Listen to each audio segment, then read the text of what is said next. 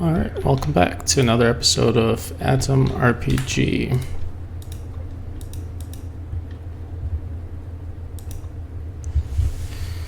Okay, let's see what we can do in this area, because I have a couple quests.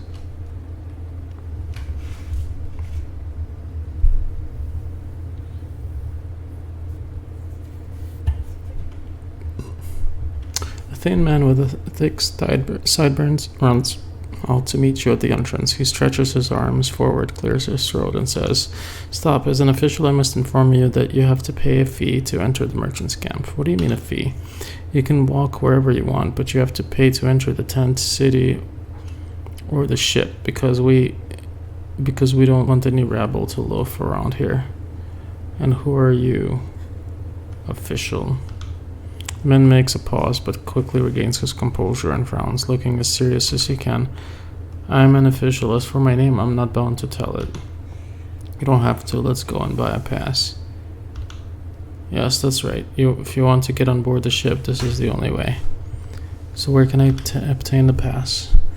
The official points at a small hut to his left. Tobacco smoke pours out of his open doors, and a hoarse vinyl record is heard.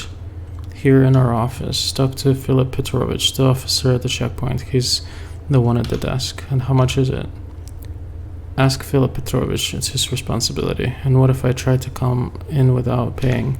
"I would strongly advise against it. We have serious people guarding the area. Kolya Sipli, men... Nikolai Sipliovsky. His people aren't prone to jokes. Not that they have a sense of humor either. They'll shoot you dead before you know what hit you. Let me remind you that martial law is not officially over yet." Okay, no need to get angry. We're no fools. I do hope so. Can I at least have a walk around Paragon without entering the camp? Of course, but why would anybody want to do that? Unless he's a spy, of course. A gangster or one of Dan's men. We're not spies. Don't try to intimidate us.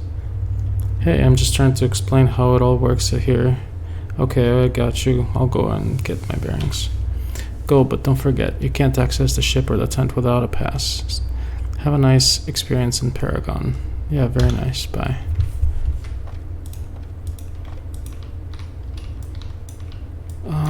Okay, let's find out.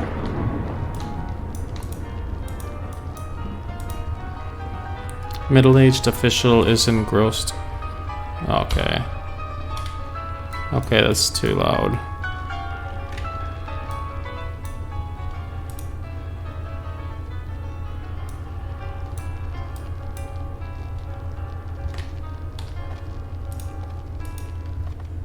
I see you crawling there like a thief. Interesting.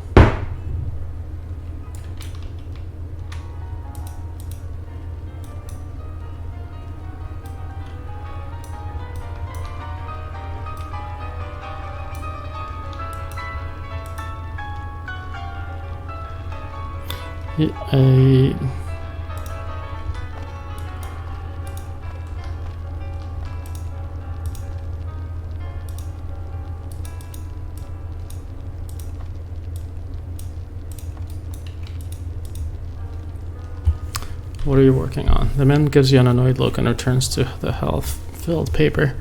Apparently you haven't got on the right side of him. I'm sorry, but it's none of your business. Okay, let's change the subject. I had a couple questions for you as an official. Okay. I have no time to answer any questions. Sure.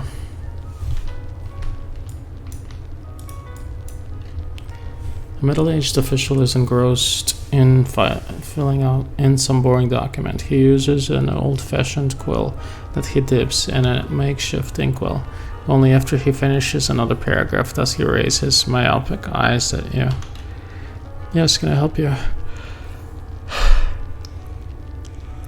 "Are you the one responsible for passes?" The man clears his throat, puts the quill in a small plastic glass, and closes the inkwell with a jar lid.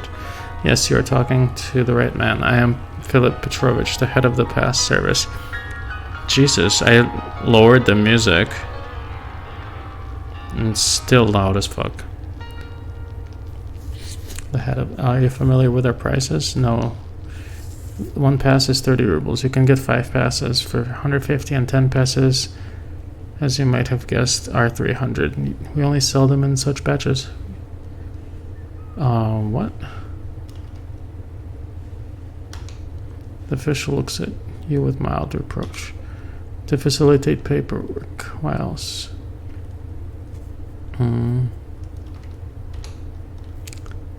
Is issuing passes all your job involves? Please don't distract me with babbling. I have no time for this. Okay.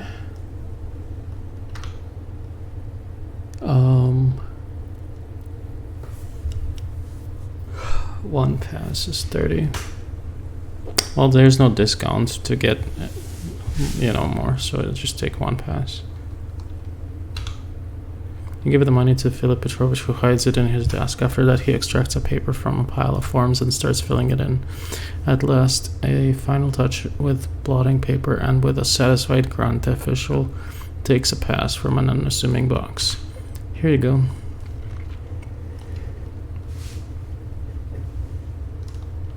Okay. Great. Who is that? She's got a knife. A young curvy woman who looks like she recently escaped a kolkhoz is walking slowly around the area as if she's expecting to meet someone and they're running late. She smiles for a moment when she sees you, but then her expression grows grim. Apparently you're not the one she's waiting for. Hey there, lost comrade? No, I just wanted to ask you a question. I'm waiting for someone. Waiting for someone who, if I may ask. Yeah, I am. His name is Irast, and he's the love of my life, the fucking asshole. He's an elegant-looking bloke, merchant by trade. Have you seen him around? I'm guessing not. He's out there with a caravan someplace, but one day he'll return. I just know it, and when he does, personality. Weird if you to call the love of your life an asshole. What happened between you two? Success. Nice. The woman curses under her breath and spits on the ground. Yeah, something happened, all right. My mom was plenty sick last year, and the doc gave me a list of medicine that was worth more than my whole household.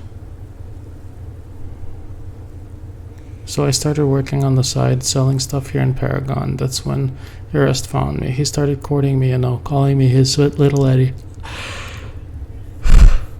The Dutch civilization, his Neolithic Venus, his honey bun. This guy's mouth dripped honey. Simple gal that I am, I fell for him, decided we'd get married, cure my mom, get a bigger house, maybe make some kids too. The firstborn would become a doctor, the others lawyers or nuclear physicists. Funny. How romantic. When did this mother fairy tale How romantic. When did this modern fairy tale turn sour? I didn't understand why, but after a few hot nights in the bushes, the guy started avoiding me. No more beautiful words, no more gifts, no more watching the sunset. He even stopped asking about my mother's health. A few days later, he told me he's planning to run a caravan up the North Pole to trade matryoshkas for seal skins with the chukchas. He's told me that it's gonna take him 8 years, but when he comes back, he'll get married and everything else. What? I cried a lot, but decided to wait for him. Chaining a man to yourself ain't gonna do much after all. So let him roam the North Pole for a bit. But then one day I stumbled upon him right here in a tavern in town, drunk out of his mind and surrounded by prostitutes. What the fuck is wrong with her? Fucking bastard never even went to the pole. All he wanted was my body. I considered drowning myself in a pond for a while there, but I got angry instead. But by then he'd already gone, left with a caravan for some nearby city. But no worry. One day he'll return, and that's when I'll stab him with this. The woman produced a huge knife from her travel bag. Of course. Assault him and you'll ruin your whole life. You need not forget this silly idea and move on. Okay. I'll be the one who decides what I will do and will not do, okay? Suit yourself. Care to change the subject? Ask anything. Okay, I guess we can talk. What are you supposed to be? My name's Lisa. Don't tell me yours, though. I'm not in the mood to make new friends. As you wish. What are you busy with? I'm from Colchos called Victor's Song. You've never heard of it? I'll bet. It's a long way from here, near one of the bigger trade routes and overgrown with plants and bushes. You're pretty far from home. What can you tell me about Paragon? The merchant must be happy with this place. They can trade, they can drink, they can chat up their bodies from other towns. Regular folk don't come here much. Yeah, traders sure love Paragon. Another question. Sure thing. Who are you supposed to be? Blah, blah, blah. Know any fresh rumors? Rumors are the lifeblood of the waste. Here's a funny one. A guy from Arcorhos, Vita Mockingbird, they called him, built a tavern on the trade route. Everything was going well until some guy named Ramses the cook stopped by. Right. Jesus Christ. When the midget got his food, he immediately started throwing it all around everywhere and cursing out the owners at full volume. The dish isn't fresh, it's frozen. This ain't fermented, it's rotten. There's a dead mermaid in the freezer. He then declares he's going to write an article about the tavern in a huge newspaper, warning merchants to avoid the place if they don't want to get poisoned. Long story short, a couple local kids tied each of his legs to a different horse and ran them off in opposite direction. The guy's guts are still decorating the tree branches. It's quite festive, but unfortunately out of season. Jesus. Nothing beats village justice. I think. Oh, does she have anything? Not really.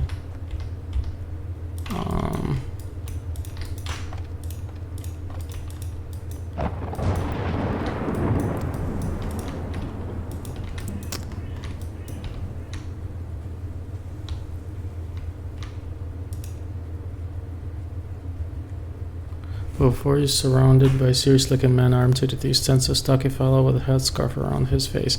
When he notices you, he comes over. Hey, brother, have a ciggy on you? Ah, shit. Okay, here you go. The man nods with approval and lights the cig you gave him. He inhales the smoke with deep delight. Thanks a lot, buddy. I missed that. Really, I did. So what did you want anyway? What are you and your pals doing around here? We're waiting for the boss to tell us we're good to go. I'm the driver and these fellows are the caravan guards. See the skull with the cross sabers under it? That's a sign of Paragon. Means we're not some dependent truckers, but an official caravan. Why are you wearing a mask? Are you a bandit of some kind? As if. Were you born yesterday? This mask keeps the dust away from my face. If you're on the road for weeks, it can get pretty hard without it. Gotcha.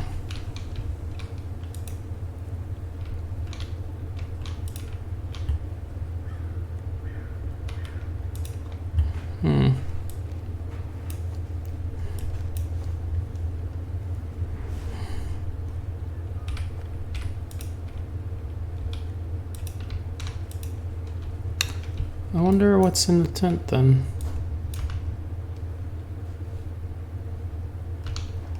It's kind of a good idea. Oh, this is a spiked club.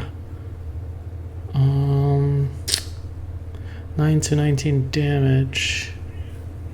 How much is it? No, it's 96 only, but how do you make a spiked club? How do you make a club in a way?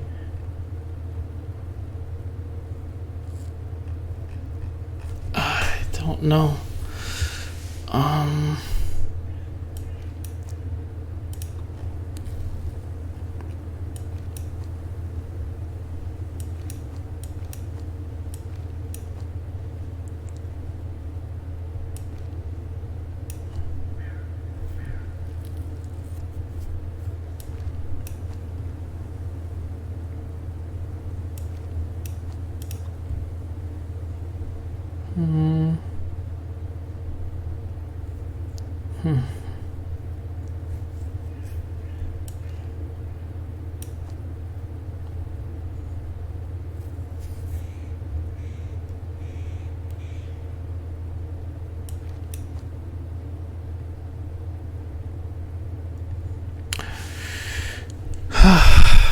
I do want to make a spike club, but I don't know how.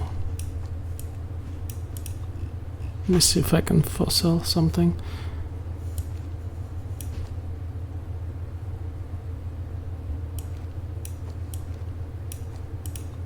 Oh, that's right. I got a bunch of junk off those guys.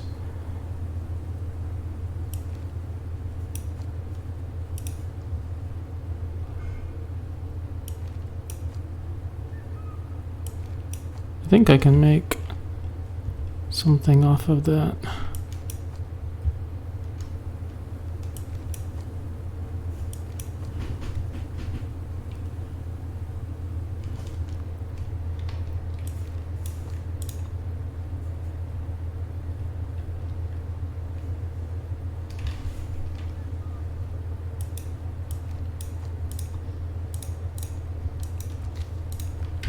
Let me see something.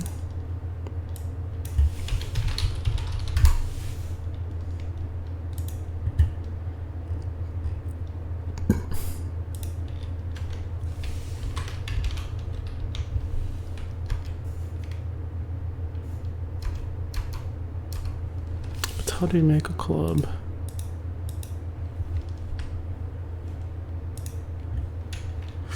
How do you make a club?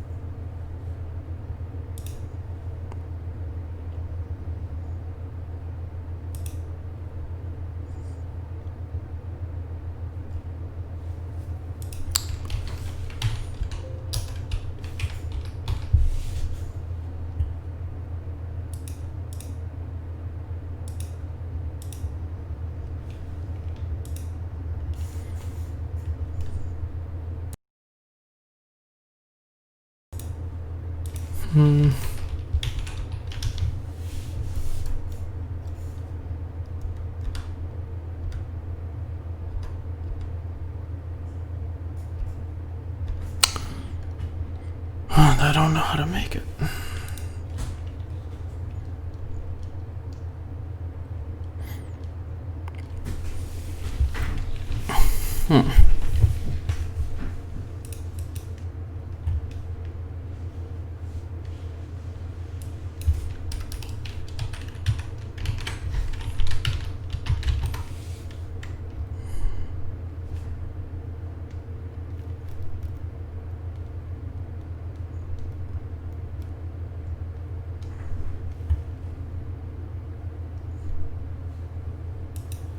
I don't know.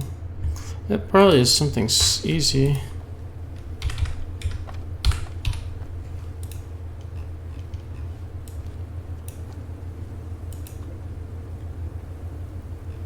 Like something stupid like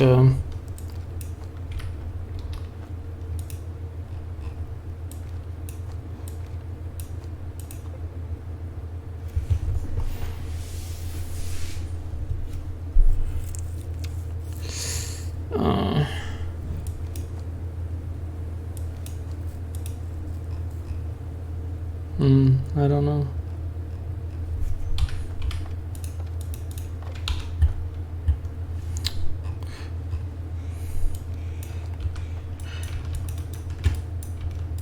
I'd like to figure it out.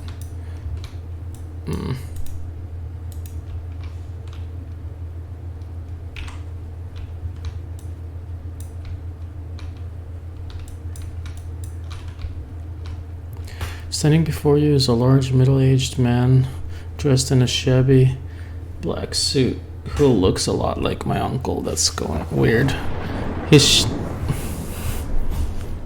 He's shouting out slogans and carefully watching the passerby. Seeing that he's grabbed your attention, he clears his throat and begins his speech. Hello there, good sir. Welcome to Kurtium And partners, Carl's Car Dealership. We are a young but fast-growing company specializing in distribution of a rare and therefore very valuable commodity, pre-war automobiles. And I'm not boasting when I say that we're great at what we do. We're ready to make custom deliveries of any vehicle from a warehouse as quickly as possible in accordance with your exact specifications. Moreover, for a small surcharge, you can even choose the color. Are you interested? Yes. Our company is a proud distributor of the best vehicles of the Soviet automotive industry. Do you want to be that off-road king? Or would you prefer to drive peacefully on pavement where it still remains serviceable? I mean, we'll find the best car for you either way. Alright, give me a full list of cars you're selling. Jesus.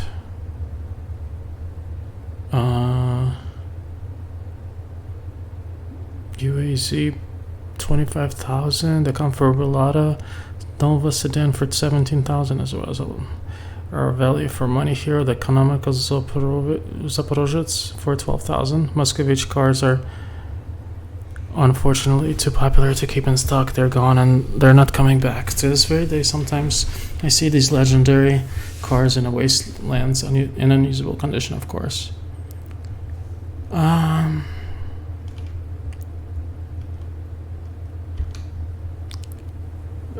Really wonderful choice on your part. Now you must have to choose the color. Whatever.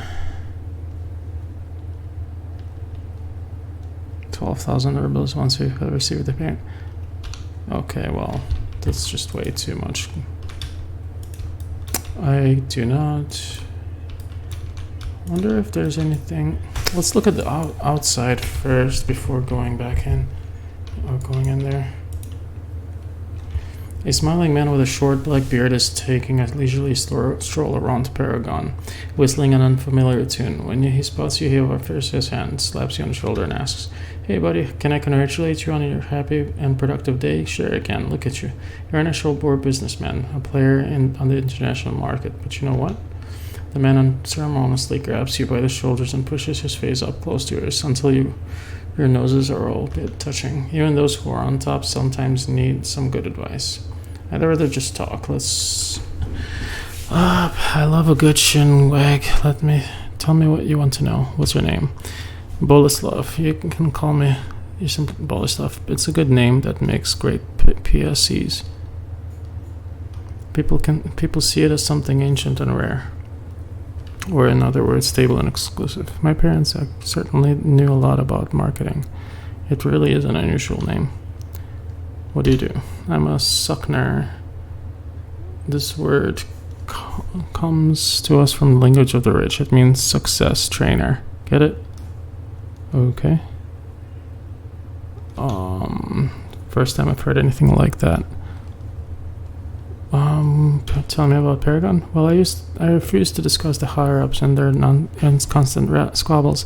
That sort of thing isn't interesting to a man of business. What is interesting is that Paragon is a marketplace, a place to trade wares and ideas, and to network. Boy, if I had 1 ruble for every business contact I've made in the area, I'd have hot food and a bed every day of the year. Good for you. Any rumors? What rumors? I got it. What you meant to ask have you any actionable business intelligence reports? And I sure do. For example, recent data suggests that fewer and fewer people are watching the Krasnosnamenny TV channel as they're losing faith in the mutant were-toad phenomenon. But bad news is there's not much profit to be had in the TV commercials right now. Good news is Krasnosnamenny TV never allowed commercials anyway, so ratings are down. Interesting. Okay, let's trade. Nothing. A couple things. Okay, whatever, dude.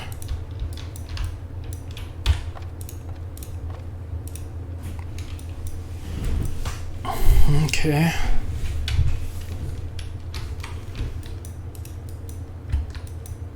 Oh boy.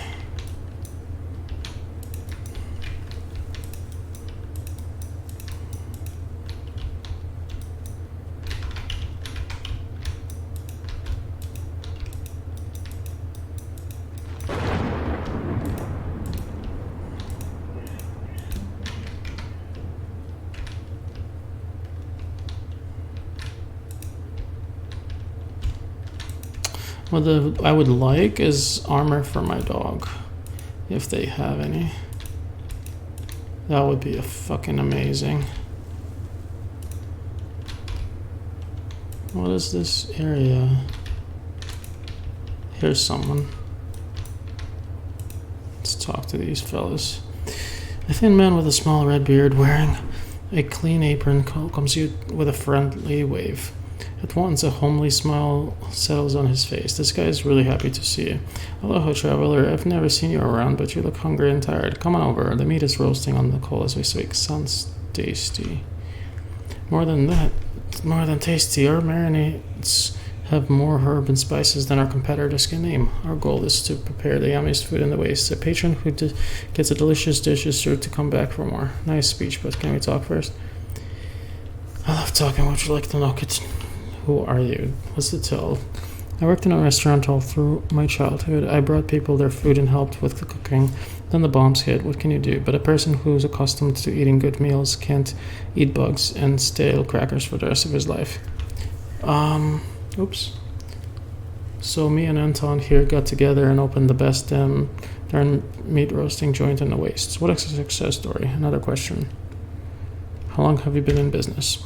My hometown, Molochvusk on Amur, was still burning when I began fanning the flames for my first barbecue. Since then, I have traveled a lot and finally put my roots down here in Paragon. Must be a great Paragon. The man gives you a happy thumbs up. There are scandals and problems everywhere, but even people who hate one another all agree on one thing. Ivan Kurtayev, that's me, serves the best damned meat in the land, and it's worth it to sit down and forget your feuding, at least for as long as you're eating your meal.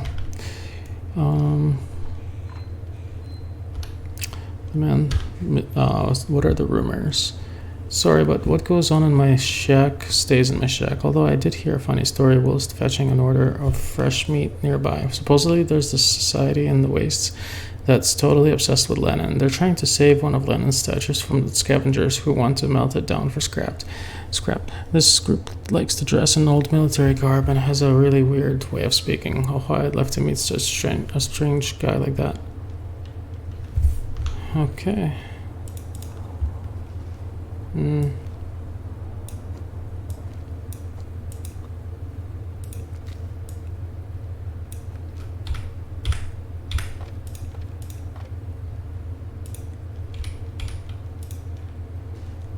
A short, thin fellow slowly turns his empty stare at you, looking away. He drones. How much what?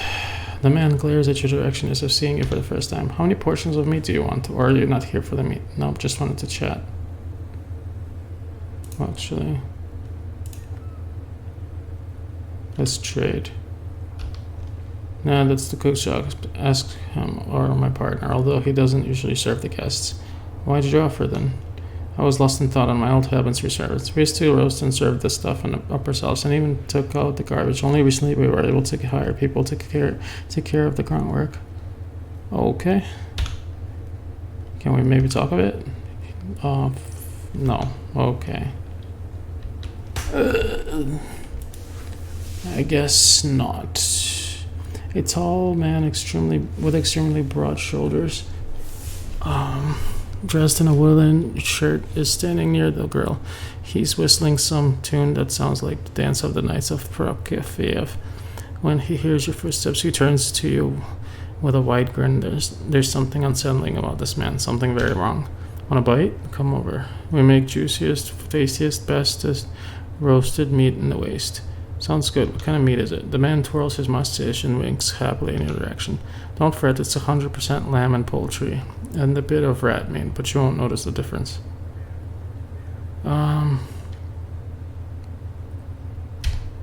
And I fail. I'm sorry, but I'm just a kitchen employee.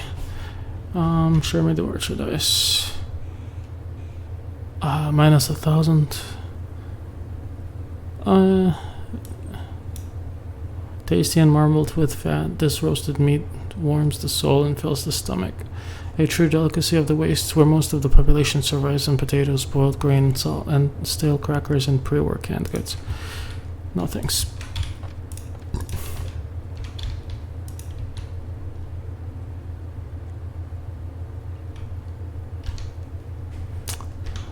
Hold on, pal. This room is for staff only. Oh, okay. Fine.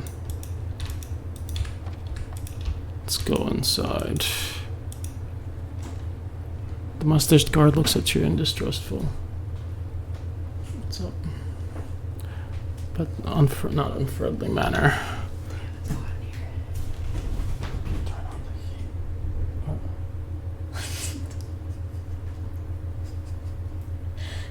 That's not what I meant, but hey.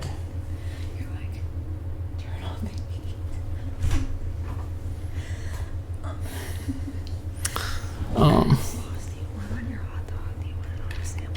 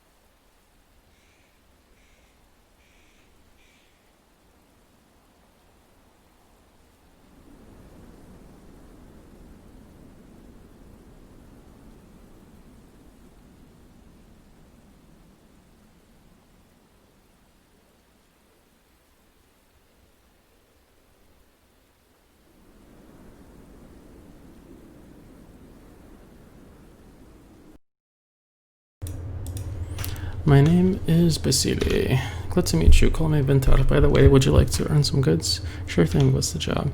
The man looks to the horizon for a moment before turning back to you. He looks concerned. Damn wolves have been eating cows again.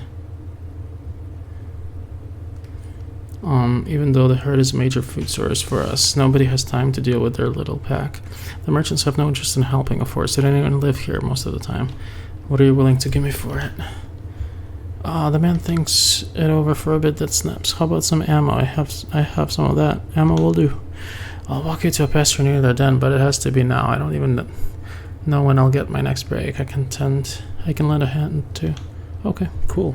He'll help me fight wolves? That's good. Let's do this shit.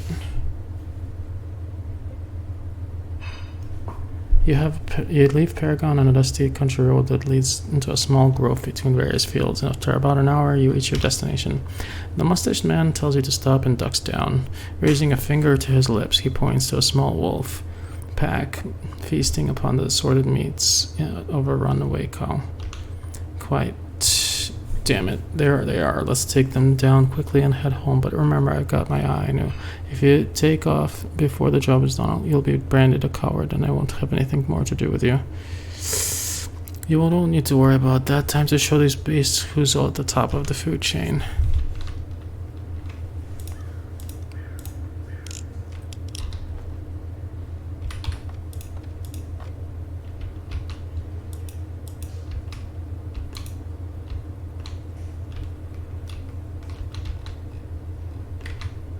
Oh, there's a ton of them.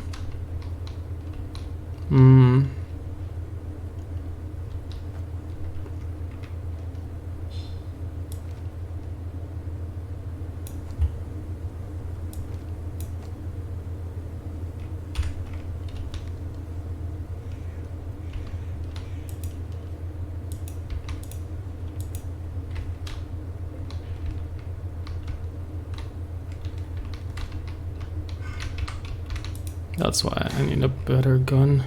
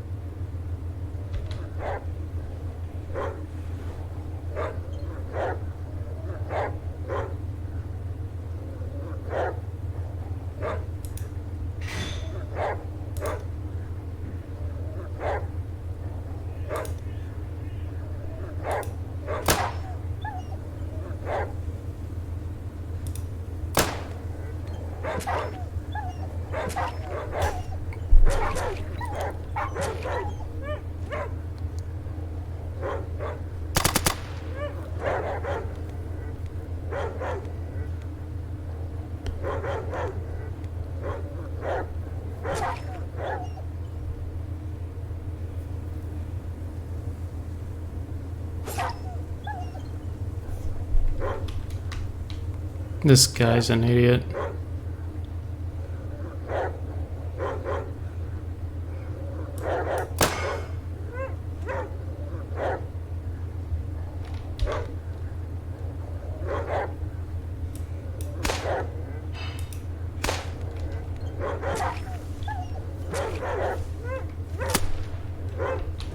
Nice.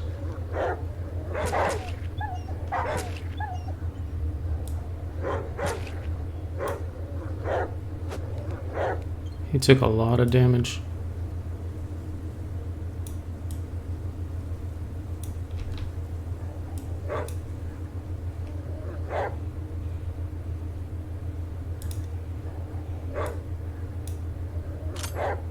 Fucking hell.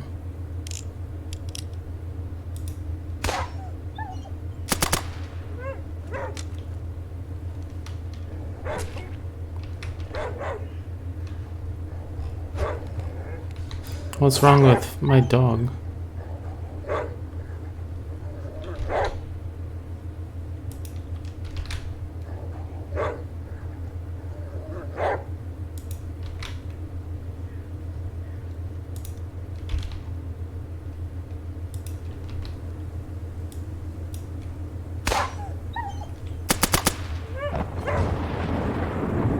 Nice. The mustached guard wipes his sweaty forehead and spits on one of the canine carcasses. Furry parasites. We did a fine job, you and I. Here, take this ammo. Sorry I can't spare more, but everything has a use in the wastes. Ammo can always be sold for a high price. Sweet. 15 bullets.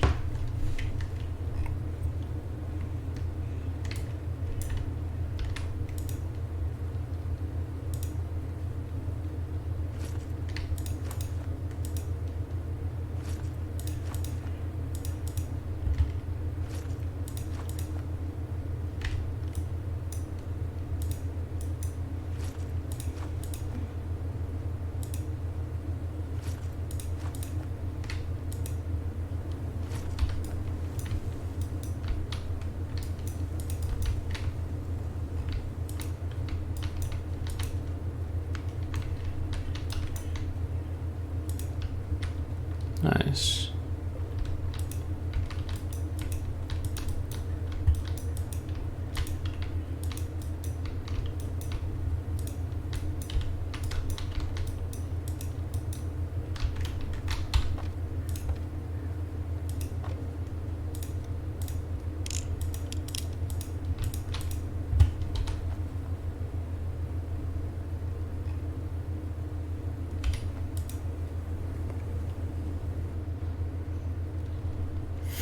All right, let's go back.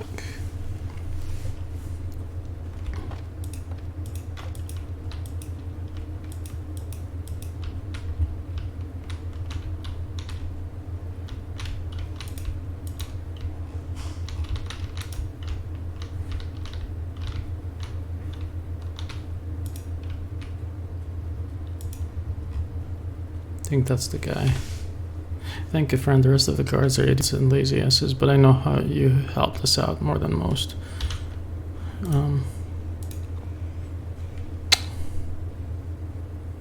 Yeah, I'm good.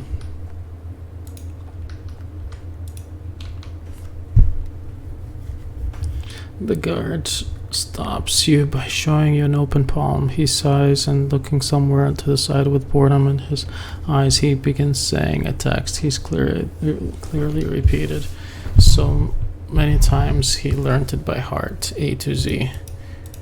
Attention: to enter the camp, you must provide your pass. The pass can be bought in the office of the entrance to Paragon. Any questions? What if I decide to exit? It's your right.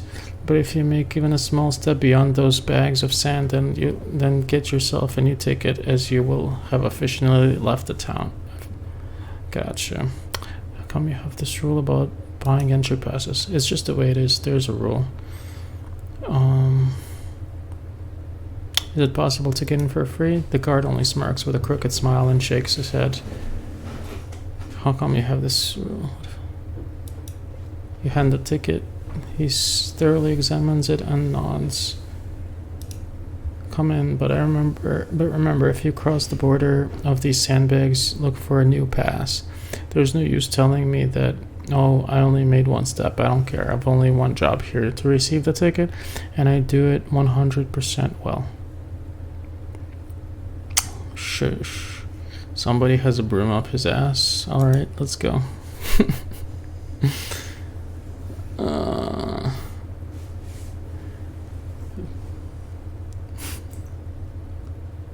Oh, yeah. Exactly. Don't forget who pays the tab. If it weren't for us, you would have been slain bandits long ago. They would have fled to Krasnoznameni to look their new master's boots.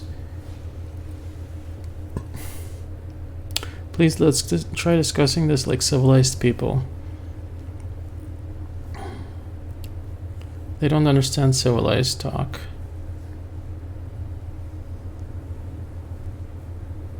Shut up, who do you think you are anyway?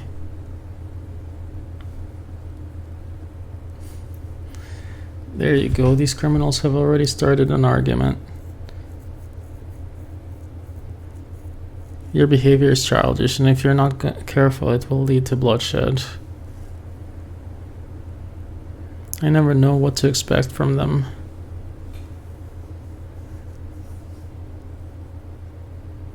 We have to work together, traitors and guards alike. Please listen to me.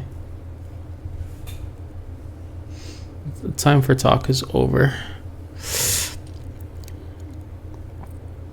I'm afraid it is. What's the problem?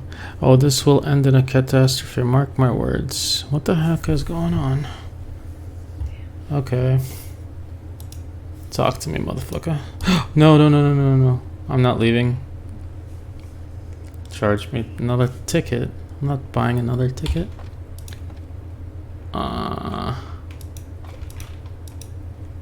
The man in front of you seems consumed by his own grim thoughts. He alternates between sighing, groaning, and scraping one dusty boot against the floor.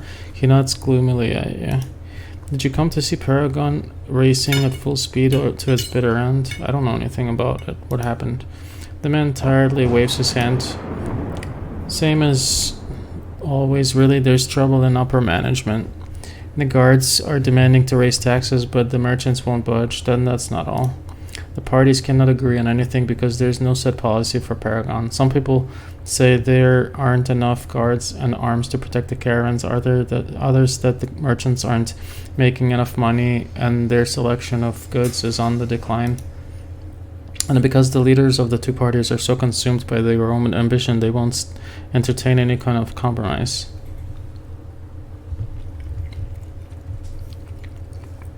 Who are the leaders behind this brouhaha? There's Leonia Abramov, the main speculator. His office is on the hold of the old barge. He's also responsible for all bureaucratic dealings in Paragon, which means all the paper pushers are his men. The second one is Nikolai Siplovsky. He's our generalissimo even. He's head of the guard. His den is located in the former port authority, a perfect example of a river pirate turned military man, or at least that's what he tried to do. The last one is a decent man, but he holds no real power. The former manager of the local port, Fyodor Maximovich, has the respect of all parties to this conflict. He lives on the deck, in a small annex. Is there really no middle ground? That's a good question. I mean, if Paragon had a real leader, someone to take care of all the administrative issues and serve as judge in this dispute, it's hard to say. I think that Fyodor Maximovich, who used to be in charge here before the war, would be a great candidate for that role. But I don't see our current leaders ever agreeing to share their power. And what do your neighbors think of this disagreement? I don't know, I'm just a chef. However, if you ask me, I think the Krasnoznameni folk are rubbing their hands in glee. They'd love to take us over. But if that ever happens, free trade in the wasteland would go kaput overnight. Who are the leaders on each side? No, I got that. And you are seeing as how we're talking and all.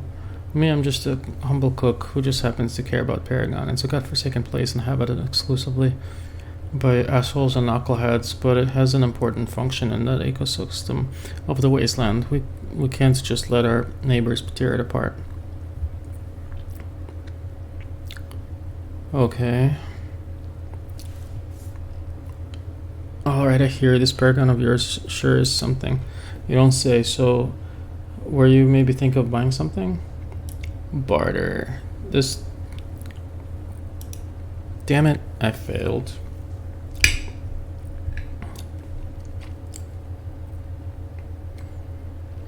Oh wait, it's not like I'm flogging withered old soul seals here. This is nutritious food. It's just that we had a big shipment come in, but fewer hungry mouths than expected. Alright.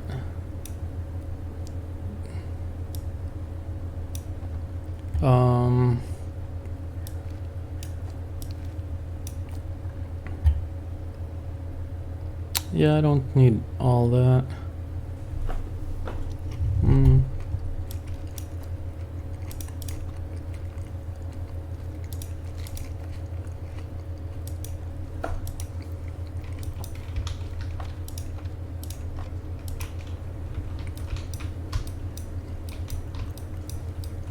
I think. Oh, nice. They have some garbage cans. I can go look and get stuff in there.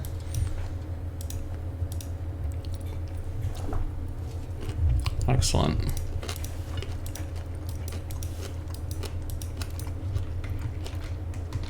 My main job is a garbage collector.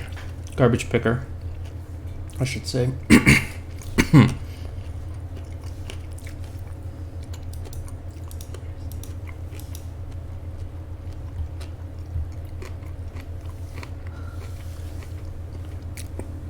Noting you approach this steely-eyed fellow immediately places his hands on the grip of the twin Nagant revolvers at his belt. However, after carefully looking you up and down, he crosses his arms and invites you closer with a nod. What do you want? I just wanted to ask you a few questions. Ask, then I will answer. Where did you come from? I came from the faraway lands of my family, though now even the most experienced stalker would find nothing there but remnants of a bygone glory. Then I guess you didn't leave for nothing. What do you do here? Nurse the wounds I suffered during my journey. Now I'm resting. My intuition will let me know when it's time to resume my travels. I wish I had intuition like that. What can you tell me about the city? Even after spending many months here, I cannot call this place my own. Is there anywhere I placed that I could? This is a question I often ask myself, not a question for you.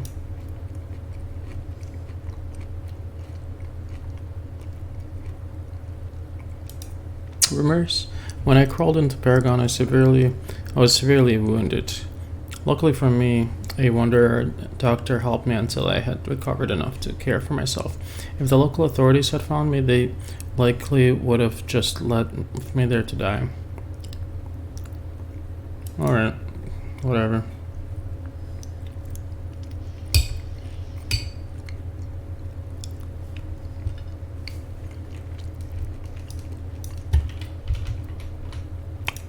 Let's talk to this guy. A weathered-looking man rubs his hand on his cloth pants and opens it and welcomes as you come closer. Glad to meet you. The man shakes your hand for a whole minute before releasing it and saying, I'm Carrion, the caravanner's handyman. Never seen you in Paragon before. What do you say we have ourselves a chat? Or we can exchange experiences if you want. Sure. How did you come by such a weird name? It's because a caravan found me almost dead on the Trudograd road when my limp but finely dressed corpse appeared by the road. They rolled on up to loot me as my guess when I started gasping for air, screaming and waving my hands around like a lunatic. I don't remember how I got there or anything else about my former life, not even my name, so I got this nickname instead. Wow, what a story. how far have you gone with the caravans? I've been to lots of places: Mazovia, the Novgorod, free towns, and countless city-states. Solntsgrad, Murmansk, Trudograd, Kirov, fortified like huge castles, these cities. Now that's a geography lesson. What can you tell me about this place? Paragon, and that's part of the waste in general, is plain as yesterday's bread with no butter. Nothing too scary, nothing too amazing. The people are average, though in most places the common folk are much poorer. I'll keep that in mind. Got rumors. I like folk tales better myself, like the legend of the brainworm, or the stone spirals ritual, or the underground network of slaveholders working out of a little cafe, or the potion that lets you talk to animals. Too bad I don't know any details about any of these stories. A pity. Some of those sound very interesting. Okay, so we know about the brainworm. The stone spiral ritual, I'm not sure. The underground slaveholders from a little cafe. That's interesting. And I know about the animal potion, but not too much.